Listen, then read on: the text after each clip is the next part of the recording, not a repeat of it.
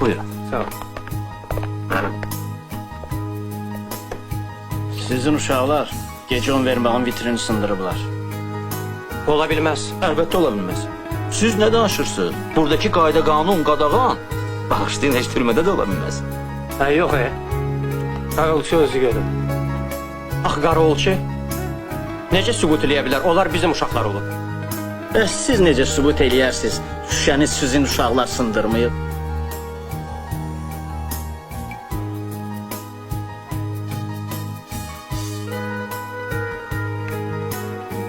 Dəlil sübut Burxandadır. O sizi qane eləyər.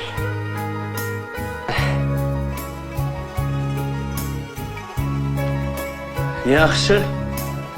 Gedək günahkarları başqa yerdə axtaraq. Xalq təhsili xadimlərinə inanmaq borcumuzdur. Sağ olun. Sağ olun. Sağ olun. Buyurun. Salamat qalın.